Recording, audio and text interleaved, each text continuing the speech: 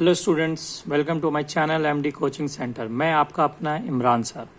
आज हम करेंगे बेटा चैप्टर 3 के जो मोस्ट इम्पोर्टेंट क्वेश्चंस हैं, आज वो हम करेंगे।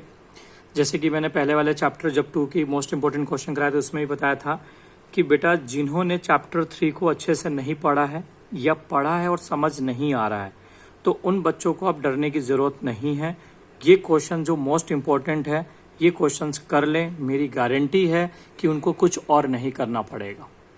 गारंटी के साथ बेटा, जिसको डाउट लगे क्वेश्चन पेपर उठाए और एक एक क्वेश्चन को मैच कर ले। अगर इससे डिफरेंट निकले तो मुझे कमेंट करके बताएं, ठीक है बेटा। तो जिन बच्चों ने चैप्टर 3 नहीं किया है, ये कर रखे हैं, समझ नहीं आ रहा है, तो बेटा इनको कर लें। ठीक, लेट्स स्टार्ट करते हैं। क्या कहता है क्वेश्चन में? कहते हैं कि right the variables and constant in 2x² y plus में 5। तो आपसे यहाँ पे पूछा जा रहा है कि कौन से वेरिएबल हैं और कौन से कांस्टेंट टर्म है। तो सबसे पहली बात मैंने आपको इससे पहले बताई थी कि वेरिएबल्स क्या होते हैं। तो वेरिएबल्स जो होते हैं वो हमारे ABCD होते हैं। यानी कि मैं बात करूँगा वेरिएबल्स की, तो वो क्या होते हैं? ABC पूरे Z तक। और अगर मैं बात करूँ कांस्टेंट टर्म की, तो आपके कांस्टेंट टर्म्स क्या होते हैं ये भी मैंने आपको पहले बताया। 1 2 3 इन्फिनिटी, जहां तक मर्जी लेके चले जाओ, आपकी मन जहां तक गिनती लिखो, ठीक है। तो आपको ये कंसेप्ट तो क्लियर हो गया कि वेरिएबल एंड कांस्टेंट क्या होते हैं। यही आपसे पूछा इस इक्वेशन में। अब ये इक्वेशन है, जरूरी नहीं है कि आपको पेपर में यही पूछे, इसकी जगह कुछ भी पूछ सकता है। आपसे पूछेगा प्लस x² प्लस में 5y प्लस में 3 इक्वल टू कुछ, मतलब कुछ भी लिख देगा, लेकिन होगा ऐसा ही। तो उसमें क्या करना है आपको? कुछ नहीं करना है बेटा, बहुत आसान है, एकदम ईजी है। यहां पढ़ रहे हो तो समझ लो बहुत आसान है, मैथ्स बिल्कुल टफ नहीं है बेटा। वेरिएबल की बात करेंगे तो क्या है इसमें? x and y। जो बच्चा सिर्फ x एंड y लिख देगा वो भी करेक्ट है। अगर x पे स्क्वायर है, अगर वो स्क्वायर भी डाल देगा तब भी ठीक है, तब भी वो गलत नहीं है। क्लियर है? अब आपसे क्या पूछ रहा है? आपसे पूछ रहा है कांस्टेंट। तो कांस्टेंट क्या है? अभी जस्ट बताया आपको। तो इसमें क्या दिख रहा है आपको? 2 एंड 5। ये आपके आंसर हो गया। कितना ईजी है ना बेटा। यहां पढ़ रहे हो तो समझ लो मैथ्स ऐसा हो ही नहीं सकता कि आपको नहीं आए बेटा, गारंटी है मेरी। क्वेश्चन नंबर बेटा सेकंड में क्या कहता है? कहता है कि right the terms of expression. Terms of expression पूछ रहा है। तो टर्म्स ऑफ एक्सप्रेशन होता क्या है? यानी कि जब आपके सामने एक इक्वेशन गिवन हो, कोई भी पॉलिनोमियल गिवन होता है, लाइक XYZ। आप देखो इस वाले क्वेश्चन में देख रहे हो, आपको दिया ना इक्वेशन, एक ये भी इक्वेशन दिया हुआ है, देखो आप दिया है ना। आप देखोगे तो यहाँ भी इक्वेशन दिया हुआ है ना। तो कोई भी इक्वेशन आपके सामने गिवन हो, ठीक है, उसमें जो प्लस और माइनस का साइन आता है बीच में, देखते हो, देखो ये रहा माइनस माइनस प्लस। तो प्लस और माइनस के बीच में जो टर्म्स होती हैं, जरूरी नहीं प्लस माइनस हो, मल्टीप्लाई भी हो सकता है, डिवाइड भी हो सकता है, ठीक है, कोई भी चीज हो। तो आपको जो आपसे टर्म्स ऑफ एक्सप्रेशन पूछे वो यही होते हैं। तो आप यहां लिखेंगे, इजी एकदम बेटा, बहुत इजी है। इससे आसान तो मैथ है ही नहीं बेटा कहीं। एकांती में बच्चे डरते हैं, मैथ्स सो इजी। तो टर्म्स ऑफ एक्सप्रेशन क्या हो जाएगा?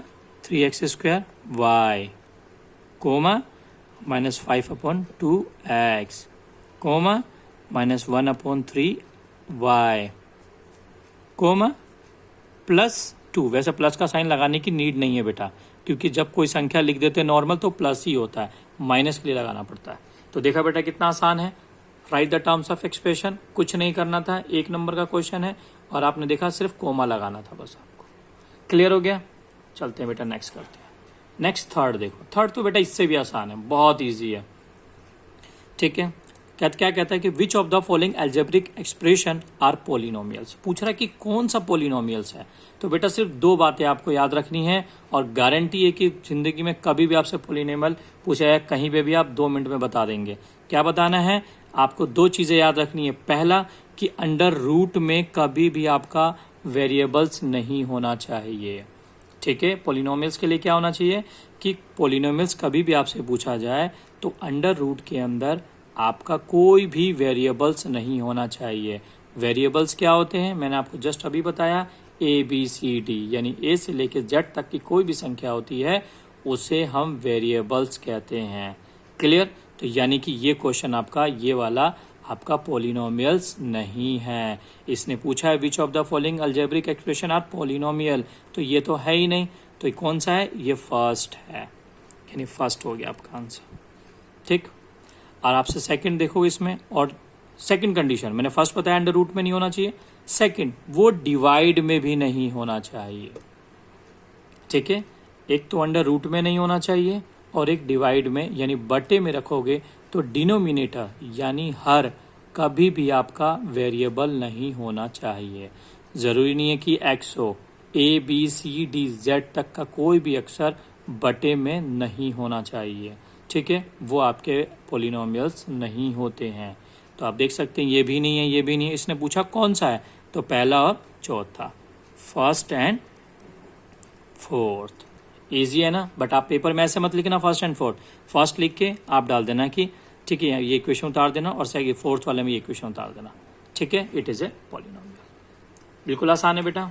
अगला ये देखो, ये तो और भी आसान है बेटा, बहुत आसान। क्या कहता है? इवेल्युएट। आप कहोगे इवेल्युएट नाम कहीं सुना है, कहीं पे सिंप्लीफाई होता है बेटा, इसका मतलब कहीं पे क्या बोलते हैं? सिंप्लीफाई करो, कहीं कहते हैं सॉल्व करो, कहीं कहते हैं फाइंड करो। ठीक है, बहुत सारे नाम होते हैं इसके। ठीक है, डरना नहीं है, कोई भी नाम हो, इवेल्युएट नाम हो, सिंप्लीफाई हो, सॉल्व हो, फाइंड हो, एटसेट्रा कुछ भी हो, करना तो सॉल्व ही, हल ही तो है। ठीक है, फर्स्ट पार्ट लेते हैं। फर्स्ट में क्या कहता है? वो कहता है कि 1 माइनस में x⁴ प्लस में 2x⁴ प्लस में 7x 4x इक्वल टू 1/2। मतलब क्या x 1/2 इनके लिए एक इक्वेशन है? ठीक है, तो अब कैसे होगा? अगर ये इनका इक्वेशन होगा तो इसकी वैल्यू इसमें रखने पर आंसर 0 आना चाहिए, और नहीं है तो नहीं होगा। और वैसे हमें यहाँ पे सिर्फ सिंप्लीफाई करना है, यानी इसकी वैल्यू इसमें रखनी और देखना आंसर क्या आ रहा है हमारा। क्लियर एकदम? ठीक है, रखते हैं 1 माइनस, आपके पास x⁵ है ना, हम क्या रख देंगे यहाँ पे? 1/2 प्लस 2 x⁴ है ना, 1/2 वेरी गुड, प्लस 7 और x है तो 1/2। ठीक है, बहुत आसान है, कोई मुश्किल है? सिर्फ जहाँ पे x था वहाँ मैंने 1/2 की वैल्यू को पुट किया है।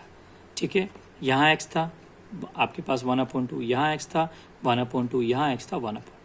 अब जिसकी जितनी पावर सॉल्व करते हैं, 1 माइनस तो 1/2 इंटू में 1/2 इंटू 1/2, इसे 5 टाइम्स करेंगे। मैं सिंपल भी कर सकता था, 1/32 आता, लेकिन फिर मैं आपको करके दिखा रहा हूँ। ठीक है, अब यहाँ पे देखा हो 2 इंटू में 1/2 से कितने टाइम? 6 टाइम बेटा, सॉरी 6 टाइम लिखना है। 1/2 1/2 1/2 1/2 1 2 3 4 5 एंड 1/2 और प्लस 7 इंटू 1/2। देखा, अगर आप इस तरह से एक्सप्लेन करके लिख देंगे तो कैलकुलेशन में गलती नहीं होगी आपसे। ठीक है बेटा, ठीक है। अब देखो, आप करते हैं 1। अब आप देखोगे इन सबको 1 से मल्टीप्लाई करेंगे तो क्या आएगा? 1 ही तो आएगा, बटे में 2 2 ज़ा 4 4 2 ज़ा 8 8 2 ज़ा 16 16 2 ज़ा 32 मैंने बताया था ना, बटे में 1 ये भी ले लेंगे। ठीक है, और प्लस है तो प्लस लगाएंगे, ये ऊपर नीचे कट जाते हैं, ये सब 1 1 1 1 क्या होगा? 1 होगा। 2 दूनी 4 दूनी 8 दूनी 16 दूनी 32 यानी 32। ठीक, प्लस ये से मल्टीप्लाई 7 1 जा 7 अपॉन में 2। देखा कितना इजी है? 1 का 1/1 माइनस माइनस, ये ऊपर वाले तीनों मल्टीप्लाई करके यहाँ लिख दिए मैंने, और इन तीनों को इनको मल्टीप्लाई किया पांचों को तो यहाँ लिख दिया। 2 दूनी 4 दूनी 8 दूनी 16 दूनी 32, प्लस का प्लस, ये 2 से 2 कट गया, ऊपर नीचे है तो कट जाते हैं, अगर एक जैसी संख्या है तो ये काट दिया। इन सबको मल्टीप्लाई किया तो 1 आया, और इनको मल्टीप्लाई किया तो बेटा 32, प्लस का प्लस 7 1 जा 7 अपॉन 2। अब इन सबका हमें एलसीएम लेना है। क्या लेना है? एलसीएम लेंगे रफली। वैसे तो 32 ही आएगा, लेकिन फिर भी देखते हैं क्या आता है ना। तो 32 और 2, 32 और आपके पास 2 दोनों लेते तो अब भी चल जाता, फिर भी मैंने लिख दिया। 2 16 32 16 और 2 1 कम 2, 2 8 8, 2 चौक 4, 2 दूनी और 2 1 कम 2, देखा एक ही आया ना, एक रखते तब भी हो जाता है। फिर भी मैंने आपको कंसेप्ट क्लियर हो जाए इसलिए लिख दिया मैंने। 2 दूनी 4 दूनी 8 दूनी 16 दूनी 32, तो बेटा 32 ही आएगा, मैंने जैसा पहले बताया था। ठीक है, क्योंकि दोनों एक ही पाड़े में आ रहे थे, जो सबसे बड़ी संख्या हो वही आता है। क्लियर। अब हम 1 को 32 से भाग करेंगे तो कितना आएगा 32, और गुणा में ऊपर वाला 1, माइनस का माइनस। 32 को 32 से भाग करेंगे तो 1 आएगा बेटा, तो 1 गुणा में 1, प्लस का प्लस। एलसीएम लेना आपको आता है बेटा, फिर भी बता दे रहा हूँ। इसको इससे भाग करेंगे तो कितना आएगा 1 गुणा में 1, प्लस 2 को 32 से भाग करेंगे तो 16, तो 16 गुणा में 7 आ जाएगा। क्लियर एकदम। तो ये कितना हो जाएगा 32 एकम 32, माइनस 1 एकम 1 प्लस 1 एकम 1 प्लस ये हो जाएगा, मल्टीप्लाई कर लो, 42 होता है, लेकिन कर लेंगे बेटा। देखो कितना आ रहा है, 6 7 42, तो 4 7 एकम 7 4 1 112 आ गया। ठीक है, पट्टे में कितना आ गया 32। ठीक है, अब आप क्या करेंगे 32 माइनस, अभी क्या होगा प्लस माइनस कट गया, प्लस माइनस कट गया ना, साइन था। अब आपके पास क्या बचा प्लस 112 बटे में 32, तो ये हो जाएगा कितना हो जाएगा 144 बटे में 32। कर लेना बेटा, कंफ्यूज क्यों होना। ये देखो 4 4 144, अब कट रहा, देखो काटेंगे 2 16 2 7 2 दूनी 4 2 8 2 3 6 2 6 12। ठीक है, 2 4 जा 2 16 जा 4 1 जा 4 4 जा, तो आपके पास कितना आ गया। ये आपने आंसर देखा, आपके पास आया 4, ये आपका आंसर हो गया। ठीक है, ये आपके पास क्या आ गया, आंसर आ गया 4 आ गया। करके देखा ना आपने, 2 8 हो गया, 16 दूनी 32, यहाँ पे इतना आ गया, फिर 2 से काटा 2 8 हो गया, फिर 2 36 दूनी हो गया, फिर 8 चौक 32 हो गया, सीधा कट गया, 4 आ गया। ठीक है, बहुत आसान है ना। इसी तरीके से बेटा इसका पार्ट सेकंड है। ठीक है, सेकंड पार्ट में भी हमें क्या करना है, कह रहा है कि जहां पर x होगा वहां क्या रखना है √2, और कुछ नहीं रखना बेटा, और आपका आंसर आ जाएगा। यानी x की cube minus x square minus x plus 1, और इसकी जगह क्या रखना है, x की जगह आपको √2। ठीक है, बहुत ईजी है, देखते हैं, कोई मुश्किल नहीं है। ठीक है, तो ये पार्ट सेकंड है, आपके कहता है x का cube minus x square minus x plus में 1, क्या रखना है हमें x की जगह √2 रखना है, तो रख देते हैं। तो आपके पास आ जाएगा √2 की पावर 3 माइनस √2 की पावर स्क्वायर माइनस यहाँ √2 और प्लस 1। ठीक है, अगर हम इसको √3 करेंगे तो क्या आ जाएगा, तो इसको √3 का मतलब इसको 3 बार मल्टीप्लाई करेंगे। ठीक है, तो 3 बार मल्टीप्लाई करके देखते हैं यहाँ पे क्या आता है, √2 इंटू में √2 इंटू में √2, तो ये √2 क्या हो जाएंगे 2√2, क्लियर हो जाएगा ना, ये 3 बार। तो यहाँ पे क्या हो जाएगा 2√2 माइनस ये स्क्वायर से रूट कट गया, तो 2 माइनस √2 और प्लस 1 आया। क्लियर। अब आप देख सकते हो क्या हो रहा है यहाँ पे, अब यहाँ देखो यहाँ पे 2√2 है और यहाँ सिंगल रूट है, तो 2 में से 1 गया, क्या बचेगा आपके पास √2 माइनस 2 और प्लस 1, तो 2 में से 1 गया, कितना बचेगा माइनस का 1, तो ये आपका आंसर हो जाएगा बेटा, आपके पास आएगा √2 माइनस 1, ये आपका आंसर हो गया। कैसे किया मैंने रिपीट कर देता हूँ, यहाँ पे 2√2 था ना, तो 2√2 में से 1 रूट जाएगा तो 1 √2 बचेगा, यहाँ माइनस था और ये प्लस था, तो 2 में से 1 गया तो 1 बचेगा, माइनस साइन बड़ा था तो माइनस, तो ये आंसर आ गया यहाँ पे। तो आई होप बेटा आपको ये सारे क्वेश्चन समझ में आ गए होंगे, कंसेप्ट बिल्कुल क्लियर हो गया होगा। अब जो भी मैंने समझाया इनकी आप प्रैक्टिस करना, प्रैक्टिस करोगे तभी आएगा, क्योंकि मैथ्स का नियम होता है कि do practice make a perfect man. आप जितना प्रैक्टिस करोगे उतना मैथ्स आपको अच्छे से आएगा, तो डरना नहीं है चैप्टर 3 से, बहुत ईजी है।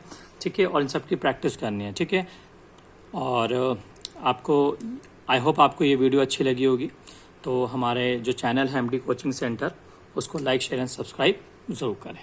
Thank you.